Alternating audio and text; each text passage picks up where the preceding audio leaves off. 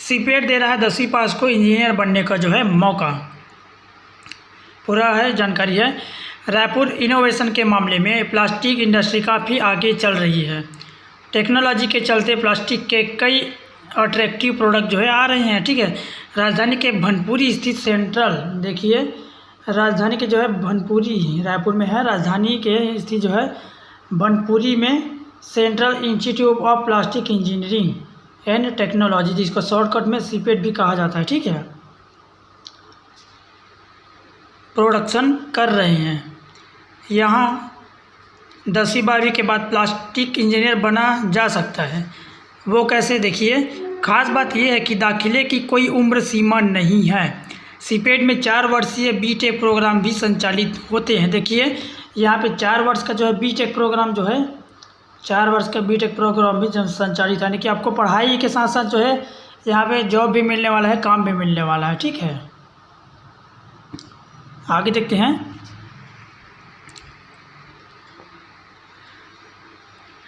High school level के यहाँ course career का अच्छा ऑप्शन है। जानकारों की माने तो आने वाले 5 सालों में प्लास्टिक फील्ड में सीपेट की डिग्री से भी आपको मिल सकता है या पा सकते हैं वैसा। ठीक है, बढ़ रही प्लास्टिक इंजीनियर की डिमांड। देश में 40 सीपेट है, यानी कि ये जो है हम लोग जो अभी जो ये पढ़ा इंस्टीट्यूट ऑफ सीपेट का जो फुल फॉर्म, वो इसकी जो है ये क्या बोला जा सकता है, उसका संस्था है, एक है ना ब्रांच है, 40 ब्रांच है टोटल जो है देश में, जिसमें 2 छत्तीसगढ़ में है। यहाँ 10वीं के बाद डिप्लोमा और डिग्री कोर्स की सुविधा है। होम एप्लायंस, इलेक्ट्रॉनिक और ऑटोमोबाइल सेक्टर में प्लास्टिक का अहम रोल है। हर साल प्लास्टिक के इनोवेशन हो रहे हैं और नए सेगमेंट को पकड़ा जा रहा है। प्लास्टिक का यूज 35 से 40 फील्ड में है। समय के साथ यह सेगमेंट और आगे आएगा, जिससे इंडस्ट्री में प्लास्टिक इंजीनियर की ज़रूरत हो। यह डिप्लोमा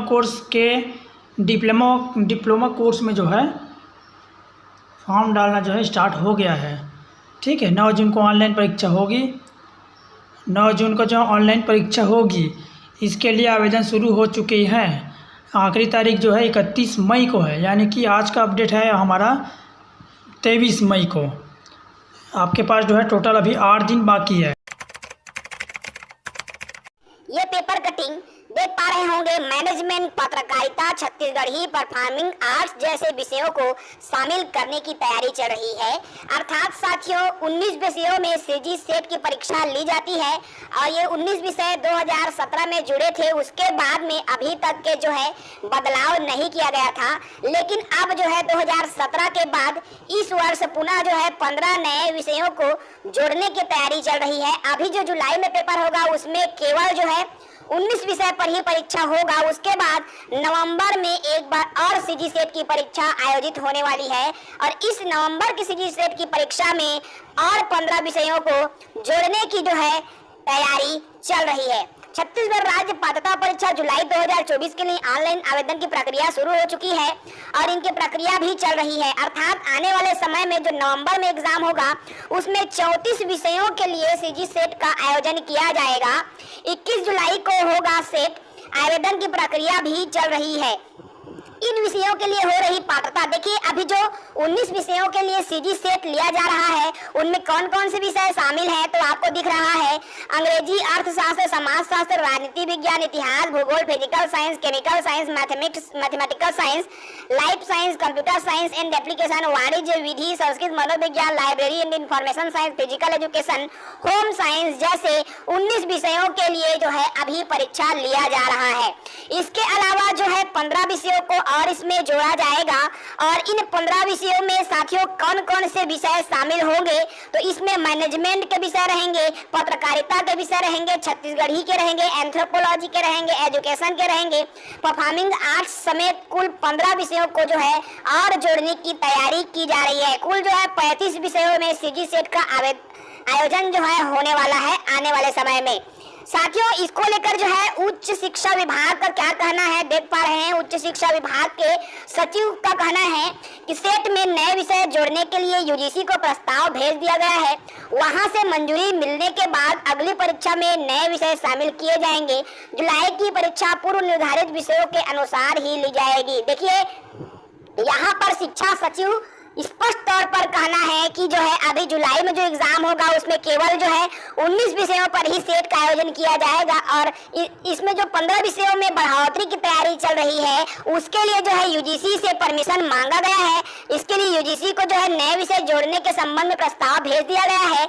यदि प्रस्ताव प्राप्त होता है तो जो है यदि पास होने के बाद इन 15 विषयों में और जो है यूजीसी प्रस्तावित करने के बाद में सीजी सेट का परीक्षा लिया जाएगा। तो ये बड़ी अपडेट निकल कर आ रही है उन साथियों के लिए जो कि छत्तीसगढ़ी भाषा में एमए की पढ़ाई किया होगा, जो कि और अन्य विषयों में पीजी की पढ़ाई किया है, उनके लिए बहुत ही बढ़िया अवसर निकल कर सामने आ रहा है।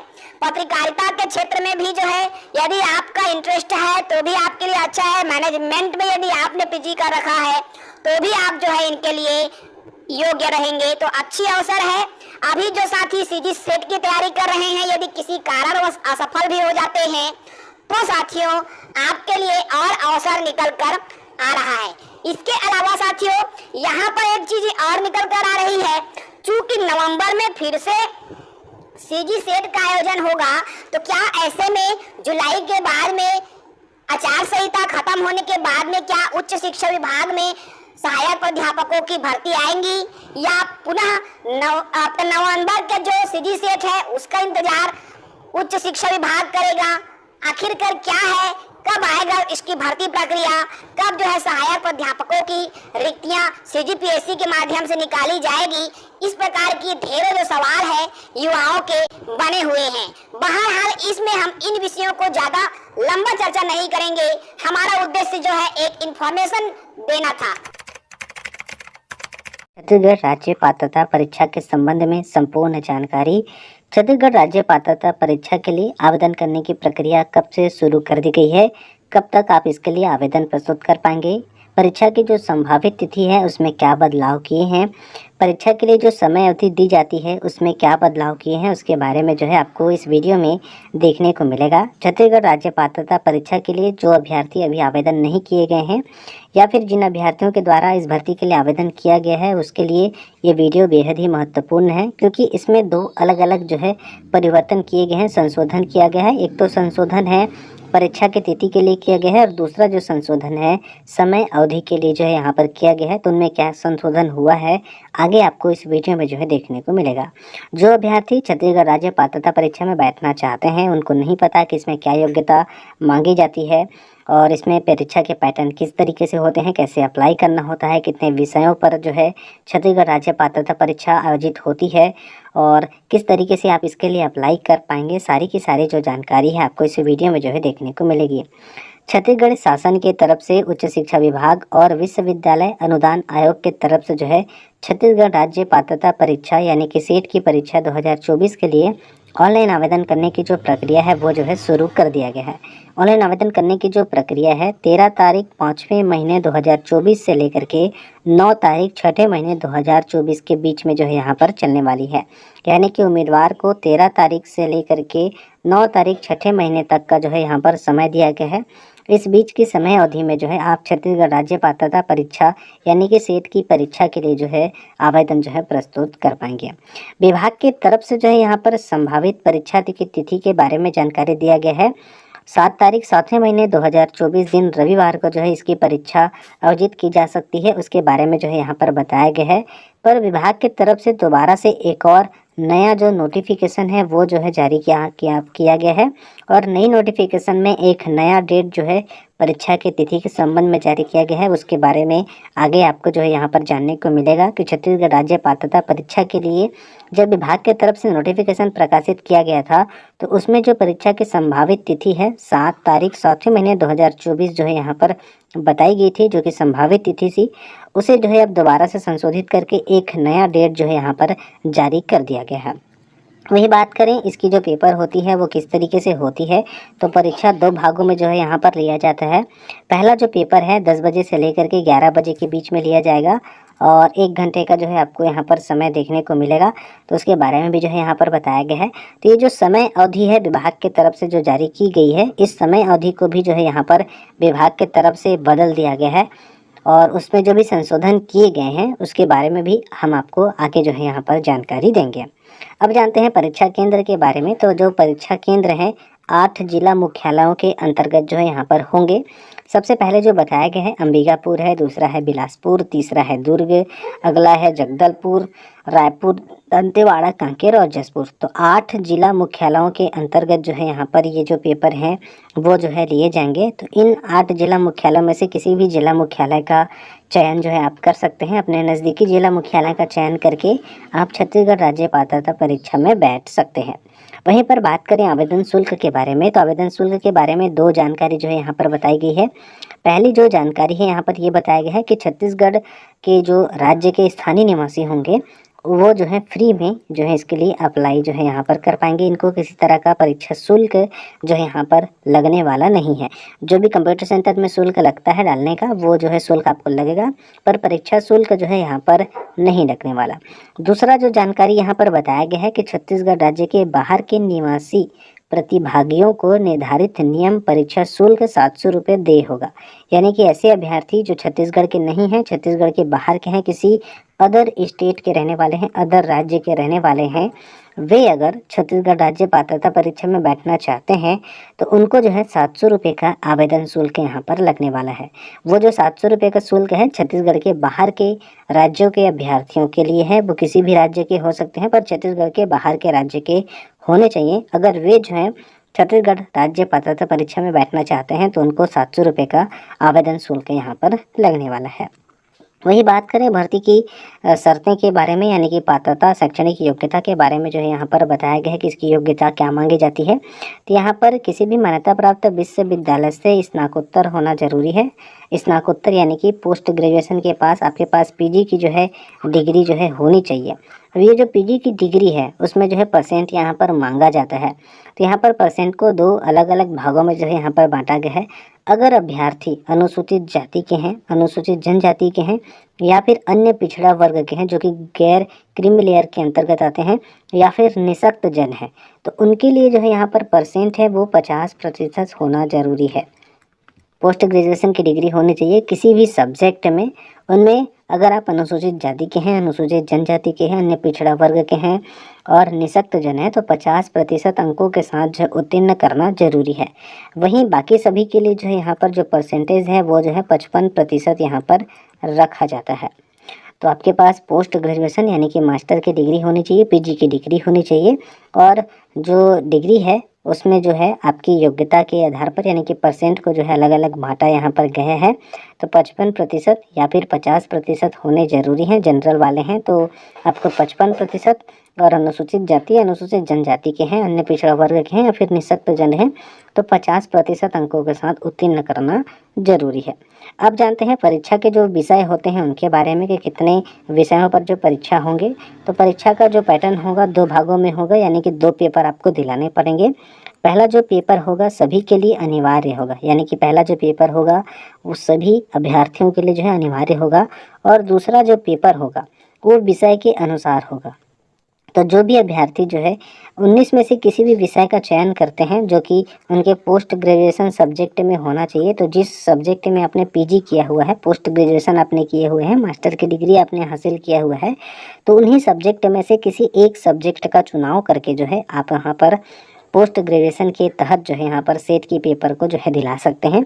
तो टोटल जो विषय है यहाँ पर 19 विषयों का जो है सूची जो है यहाँ पर बताया गया। तो इनमें से 19 में से किसी एक विषय पर अपनी मास्टर डिग्री हासिल किया हुआ है, पोस्ट ग्रेजुएशन की डिग्री आपने हासिल किया हुआ है, तो उसी विषय पर जो है आप यहाँ पर सेट की परीक्षा को जो है यहाँ पर दिला सकते हैं।